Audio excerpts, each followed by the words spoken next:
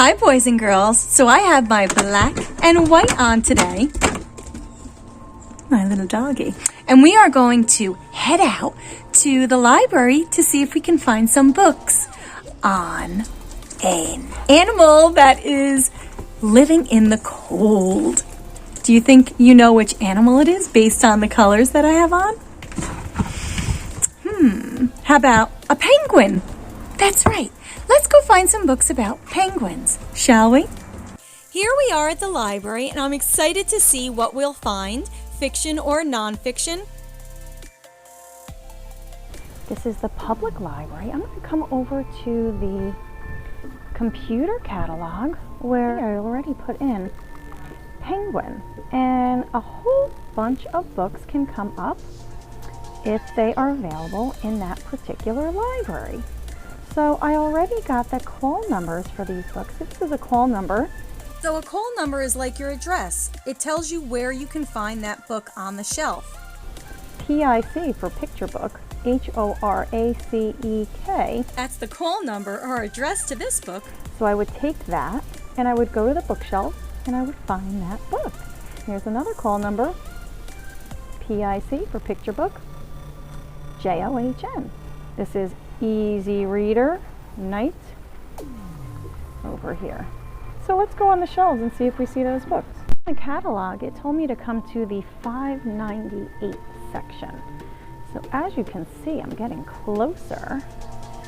595, 597, and I'm down to 598. That's where birds would be, and I already see some penguin books.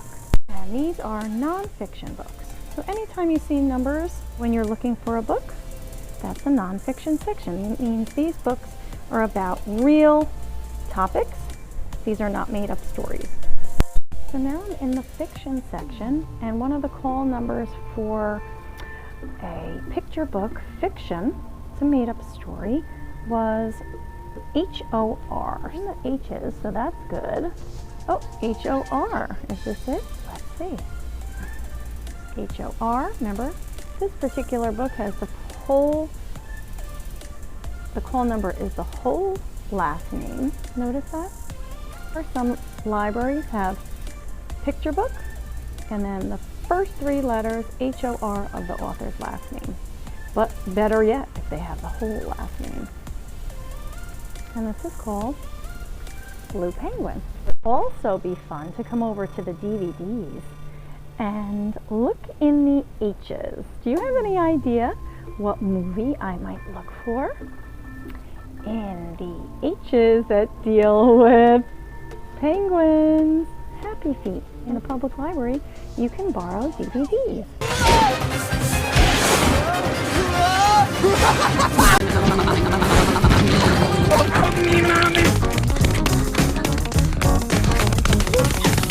Such a fun movie. You should try to check that out. Happy Feet. But now back to our books. It's always fun to learn about penguins, whether it's in the winter or all year round. So I'm going to head to the front desk with my library card and check these out. This one's called A Mother's Journey by Sandra Markle and illustrated by Alan Marks. And this one, remember, was in the nonfiction section, 598.47. That's where the bird books normally are.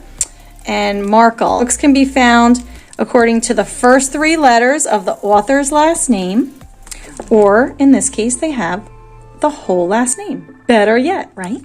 The beautiful illustrations here. The penguins, they live in the cold. Now, some of you may be going through the winter months right now and understand what cold might feel like the penguins, super duper cold. Right after the mom lays her egg, she and the boy, her mate, her male friend, they say goodbye and she is off. He is actually in charge, and she and he do a last, it says the partners sing a last duet, you know, in penguin song, that is what they know. They're not singing in words like we do, but they have their own penguin language, and it's their way to say goodbye because the mother, she has a job to do, and that job is to go find food for the little chick. She goes more than 50 miles away to find food. For 7 days, the female emperors marched through the long, dark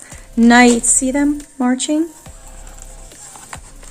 And short, pale days through gusting winds and blowing snows to get the food for their little chicks that will be hatched by the time they return home. A good reason for her to make that long journey as a mother. This one is The Emperor Lays an Egg by Brenda Gudbranson and illustrated by Joan Paley. In the middle of winter, I'm going to show you some pictures and read aloud. The coldest part of the earth. The mother emperor penguin lays her egg, and the father rolls the egg onto his feet and keeps it warm. He doesn't eat or even move for 2 whole months. Finally, the egg hatches, and the hungry father can travel to the ocean for fish for his dinner. When the short summer comes to the Antarctica, the fluffy gray chick grows a shiny coat of black and white feathers. The young penguin is ready for its first swim, and soon it will fatten up for winter, the long icy season when the emperor penguin starts its family. Beautiful book, isn't it?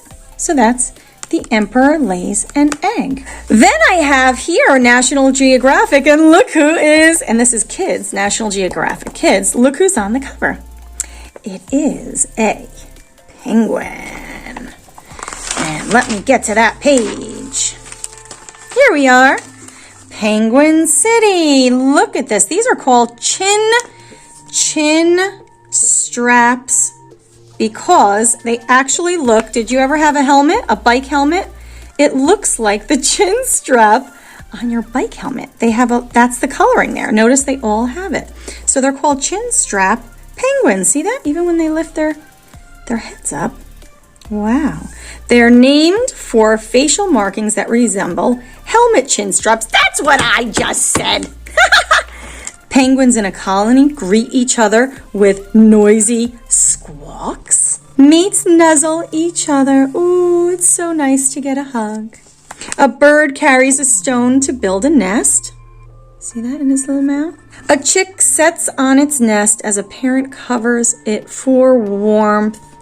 It's like when you were a baby and you were in your cribby and your mom or dad or grandma would come and put a blanket on you. It's just like that to keep them warm. And wow, that's a penguin. A penguin's sleek body shape makes the bird an excellent swimmer. Wow, I never saw a penguin look like that. I almost thought it was some type of a whale at first. Chin straps usually dive to depths of around 150 feet. These birds slide around on their bellies. They also dive from icebergs into the sea to search for food for their families. That's not a real penguin. This is a remote-controlled little penguin look-alike so that scientists can learn more about the penguins in their habitat. The Great Penguin Rescue. Saving the African penguins. Wow, so there's different types of penguins. Have you ever seen a penguin in a zoo? Or online or on TV? Here's the table of contents. Shows if you want to skip over and read about raising the future, you go to page 30. Or saving other penguins, you go to page 42. But we are just going to go where I put my little post-its. This is a penguin. It says, check out the bristly inside of the penguin's mouth. Its tongue has tooth-like barbs that help push food down its throat.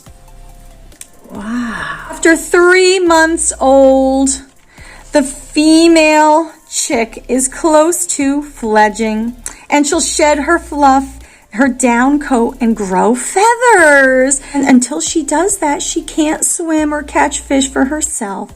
So she's on her own and needs help. It's so important that her mom goes and helps and gets the food. Oh my, look at that. Penguin's new clothes. An African's penguin's feathers are like its clothes. They overlap to form a thick covering with an outer waterproof part that helps keep the bird's skin dry.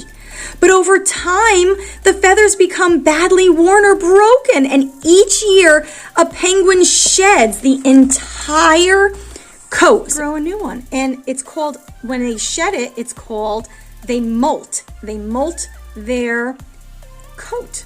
That, oh, for heaven's sakes, that rhymes. This molt usually happens sometimes between September and January, spring and summer in Earth's southern hemisphere. And it takes about 3 months for them to replace all their feathers. So if you think about what month you're in right now and add 3 more months, that's how long it takes for them to grow these feathers back. This is showing how people volunteer, save the penguins. Here's one at a zoo. Would you ever want help her at a zoo, an assistant? Volunteer for these birds, I should say. I hope you liked learning about penguins. Go to your library and see if you can find out some more information. I'll catch you learners next time in the learning zone. It's cold where they live. Stay warm. Bye, friends.